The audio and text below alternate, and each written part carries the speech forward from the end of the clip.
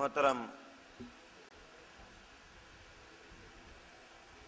Stage کی زینت بنے ہوئے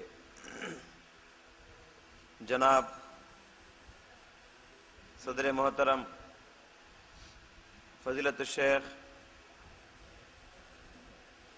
مولانا اصغر علی امام مہدی سلفی مدنی حفظہ اللہ اور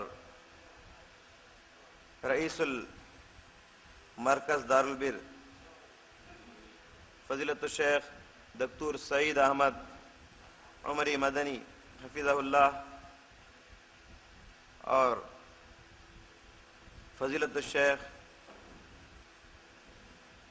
مولانا صفی احمد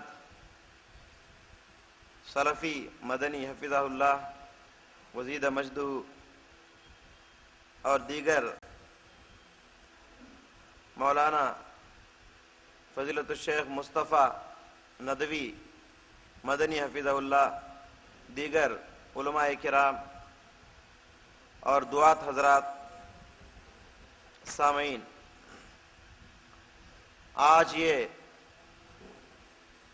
ائمہ و دعات کا 2 روزہ کنونشن بعنوان انسداد ارتداد کا دوسرا دن ہے،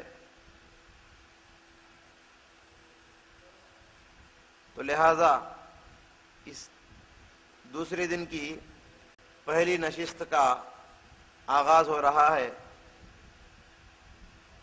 تو سب سے پہلے میں آپ کو یہ بتاؤں کہ اس دوسرے دن کے اس اجلاس کے صدر محترم آپ کے سامنے جلوہ افروز ہیں، آپ کسی سے مخفی نہیں، محتاج تعارف نہیں، آپ کا نام فضیلت الشیخ مولانا اصغر علی امام مہدی حفظہ اللہ ہے، اور آپ کی پیدائشی تاریخ مارچ 15 تاریخ 1960 پر 3 عیسوی کو آپ پیدا ہوئے،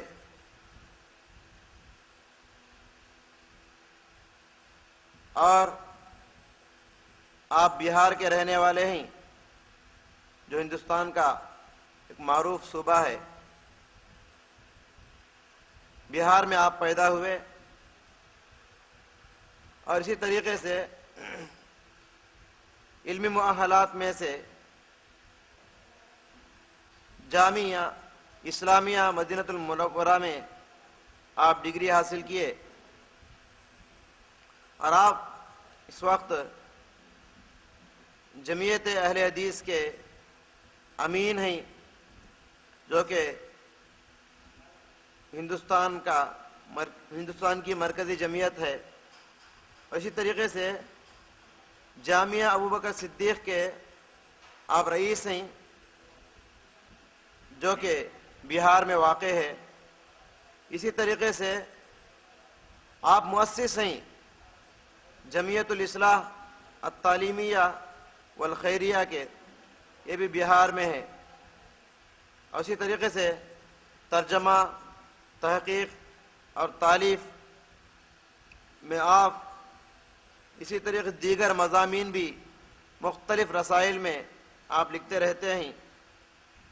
یہ آپ کے چند علمی خدمات ہیں، لہذا اس مختصر سے تعارف کے بعد تو سب سے پہلے آپ کے سامنے تعارفی خطاب پیش کریں گے رئیس مرکز جناب دکتور سعید احمد صاحب عمری مدنی حفظہ اللہ۔ میں آپ کو دعوت دیتا ہوں اسٹیج پر۔ محمد وعلی آلہ وصحبہ اجمعین۔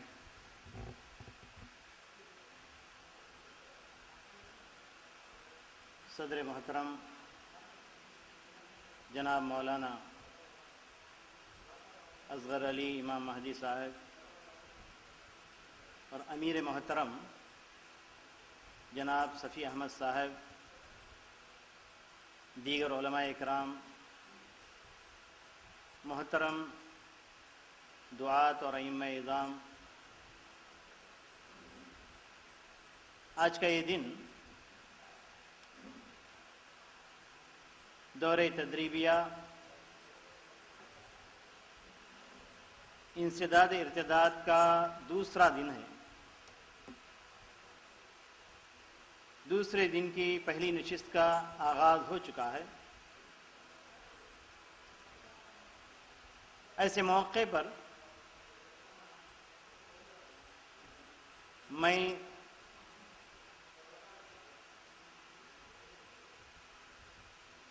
مرکزی جمعیت اہل حدیث کل ہند کے جنرل سیکریٹری مولانا اطہر علی صاحب کو میں اہلاً و سہلاً مرحبا کہتا ہوں،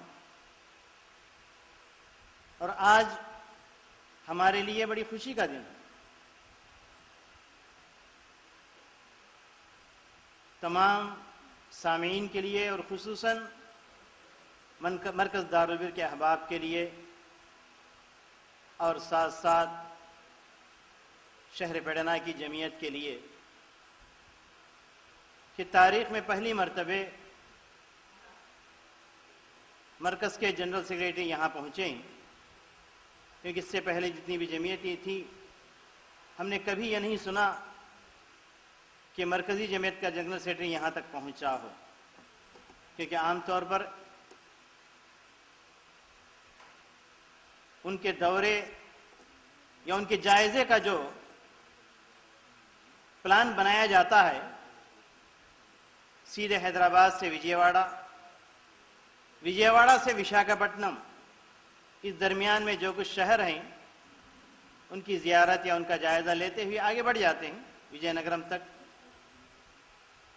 پھر واپس حیدرآباد یا ادھر سے کلکتہ نکل جاتے ہیں۔ ذرا سا روٹ بدل کر یہاں تک آنے میں کافی دشواری محسوس کی جاتی تھی، لیکن اللہ کا شکر ہے کہ آپ نے ہماری دعوت پر لبیک کہا اور اپنی گناہ و مصروفیتوں کے باوجود ان تمام کو بالائے طاق رکھ کر ہماری آواز کو آپ نے سنا اور یہاں تک چلے آئے، اور یہ ہمارے لیے بڑی ہمت افزائی کی بات تھی، کیونکہ یہ کنونشن جو کل سے چل رہا ہے اس کے اندر کوسٹل آندھرا کے چنندہ دعات اور ائمہ یہاں پر آ پہنچے ہیں اور ایک بڑے مقصد سے آئے ہیں، ایک بہت بڑا مقصد لے کر آئے ہیں۔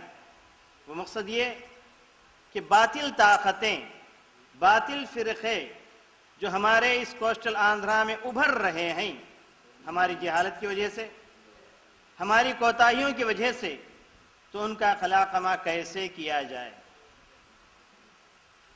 اس سلسلے میں ہم نے اس پروگرام کا نام کنونشن رکھا ہے۔ اس پروگرام کا نام ہم نے کنونشن رکھا ہے۔ اس کا مطلب یہ ہوتا ہے کہ ہر شخص اپنا حصہ اس میں لے سکتا ہے، ہر شخص اپنی رائے دے سکتا ہے، ہر شخص اپنا مشورہ پیش کر سکتا ہے، اور آخر کار ایک نتیجے کے ساتھ ہمیں یہاں نکلنا ہے۔ ہم نے جو اپنی حد تک جو پلان بنایا ہے کہ اس کنونشن کے اندر 2 دن ائمہ اور دعات کی تربیت ہو جائے گی، پھر اس کے بعد انہی ائمہ اور دعات کے ذریعے پورے کوسٹل آندھرا میں کم از کم ہمیں 30 پروگرام کرنے کا ارادہ ہے۔ اللہ تعالیٰ اس کو کامیاب کروائے، اس لیے کہ باطل طاقتوں سے جب آدمی ٹکراتا ہے تو ہنگامہ آرائی کر کے ان کو اگر چھیڑ کر چھوڑ دیا جائے تو باطل طاقتیں اور بھی زیادہ طاقت پکڑتی، اور بھی زیادہ جذبات میں آتی، پھر ان کا روک تھام مشکل ہو جاتا۔ اس کے بجائے سنجیدگی کے ساتھ آہستہ آہستہ کام کو جاری رکھیں اور ایسے پلاننگ کے ساتھ ہم اس معاملے کو لے کر چلیں کہ آہستہ آہستہ ان کی جڑیں کٹ جائیں اور یہاں سے وہ ختم ہو جائے. اور یہ کوئی وقتیہ کام نہیں ہے بلکہ یہ دائمی کام ہے. اور جب ہم نے شروع کیا ہے تو پیچھے مڑنا نہیں چاہیے، کیونکہ جہاد کے اندر پیٹھ پھیرنا بہت بڑا جرم ہے. جہاد کے اندر، میدانی جہاد میں پیٹھ پھیرنا بہت بڑا جرم ہے. اسی طریقے سے باطل طاقتوں سے نمٹنا اور ان سے ٹکر لینا اور ان کا خلاقمہ کرنا، کرتے ہوئے پیچھے پلٹ جانا، یہ بھی ایک بہت بڑا جرم ہے. تو اس لیے میرے اپنے دعات اور ائمہ حضرات جو اس کوسٹل آندھرا کے ایک کریم ہیں، جو یہاں پر پہنچے ہیں، انشاءاللہ ان کی تعداد اب ہمارے سامنے کچھ کم نظر آ رہی ہے، لیکن ہوتے ہوا تو انشاءاللہ 10 بجے تک پوری کرسیاں بھر جائیں گی، اور یہ ہماری امید ہے کل ایسے ہوا بھی. تو بہرحال تو ان کے ذریعے ہم کام لینا چاہتے ہیں، اور ایسے موقع پر ہم نے امیر محترم کو بھی دعوت دی ہے، اور وہ بھی بغیر کسی تردد کے لبیک کہتے ہوئے اپنی صحت کا بھی انہوں نے کچھ خیال نہیں کیا. جو کچھ بھی ہمیں پہنچنا ہے ان دعات اور ائمہ سے ملاقات کرنا ہے، وہ بھی یہاں الحمدللہ آ چکے ہیں.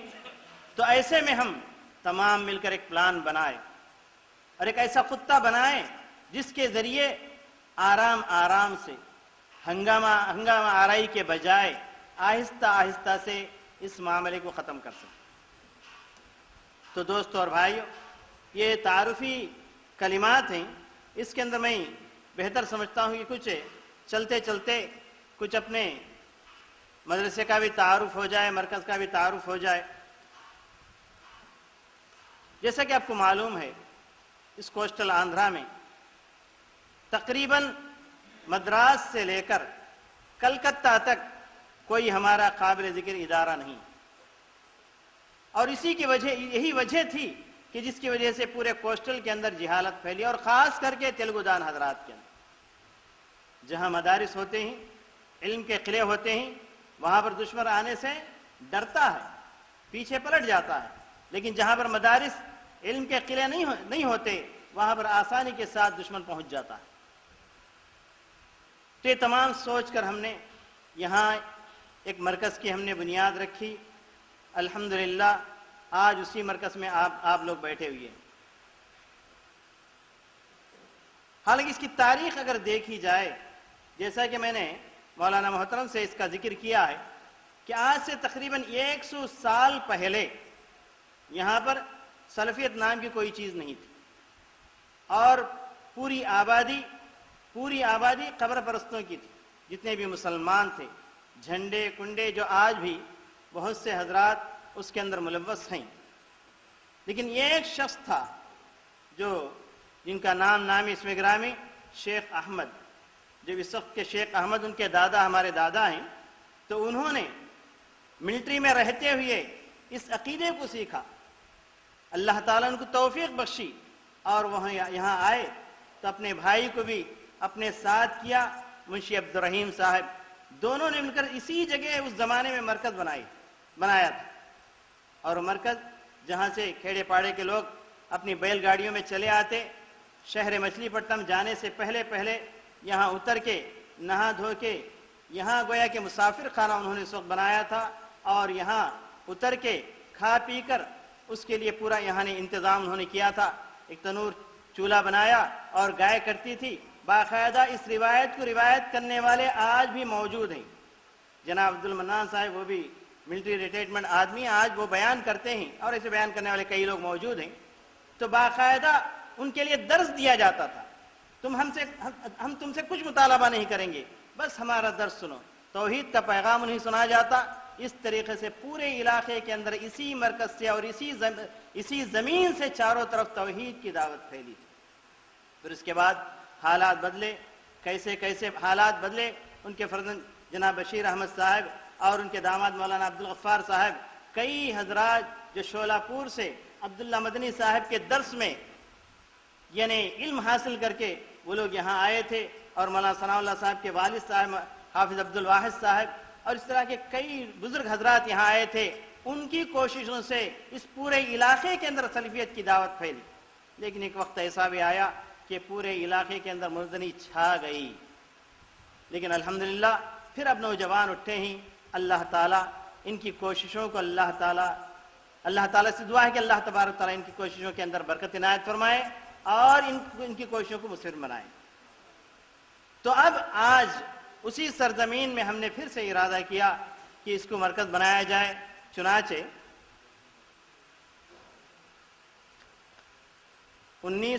2003 میں ہم نے یہاں اس کی تاسیس کی۔ جب شروع ہوا تھا تو ایک پتے کے جھوپڑے میں 3 یتیم طلبہ کے ساتھ مرکز دارالبر شروع ہوا تھا۔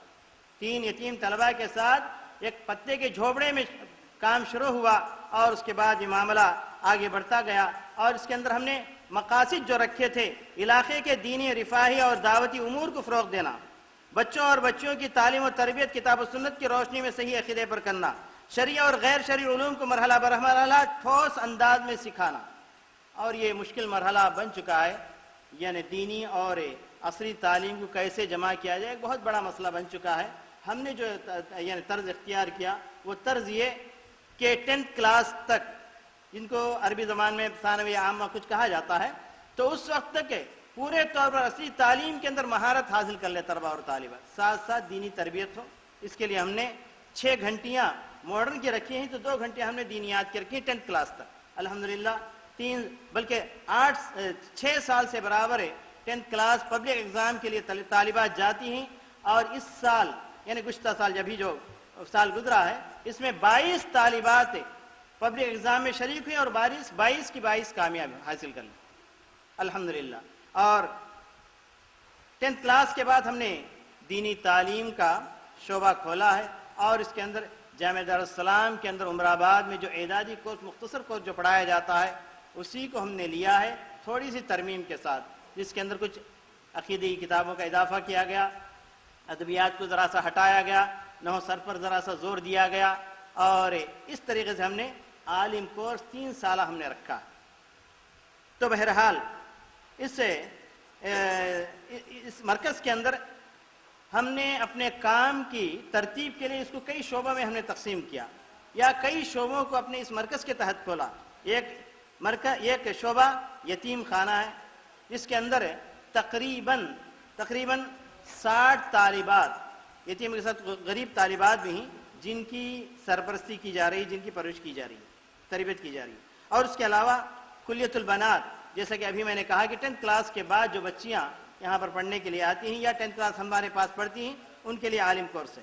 اس کے بعد البر ہائی اسکول اور 10ویں کلاس تک، 5ویں جماعت سے 10ویں کلاس تک اسٹیٹ سلیبس یہاں پر ہے، تیلگو میڈیم کے ساتھ سکھایا جاتا ہے۔ شعبہ تصنیف و تانیف الحمدللہ چند کتابیں نکلی ہیں، چند کتابیں جو جیسے ترجمہ ہم نے کروایا کتاب توحید کا، آج تک 3 طبعات، تقریباً 400 یا 4000 کاپیاں اس کی کوسٹل آندھرا کے اندر تقسیم ہوئی ہیں۔ اور اس کے علاوہ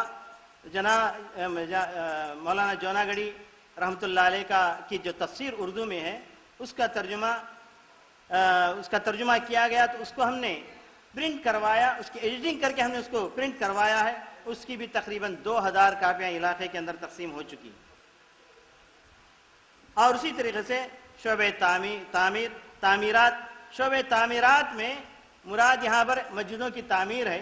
علاقے کے اندر جب ہم نے جائزہ لیا تو بعض علاقے ایسے نکلے کہ جہاں پر کوئی مسجد نہیں ہے، خاص کر کے ویسٹ گوداوری کے علاقے کا ہمارے بعض دعات نے اس کا جائزہ لیا تو پتہ چلا کہ ویسٹ گوداوری صرف ایک ضلع کے اندر 500 قریے ایسے ہیں جہاں پر 10 سے لے کر 25 گھر مسلمانوں کے تو ہیں، لیکن وہاں پر مسجد نہیں۔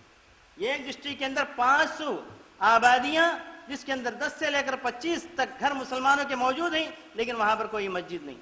اس کے لیے ہم نے ایک ترتیب بنائی تھی، وہ کہ چھوٹی چھوٹی جھوپڑیوں کے طریقے سے مسجد بنائی جائے، اور پھر اگر وہاں کے لوگوں نے اس کے اندر ترقی دینا چاہا اور وہ باقاعدہ مصلی بن گئے تو پھر اس کو پکی مسجد بھی بنائی جائے گی۔ تو اس طریقے سے کل آج تک تقریباً 30 مسجدیں جھوپڑا پٹی کی مسجدیں بنائی گئی، اور اس کے علاوہ تقریباً 20 پکی مسجدیں الحمدللہ اس مرکز کی طرف سے اس علاقے کے اندر الحمدللہ بنائی گئی۔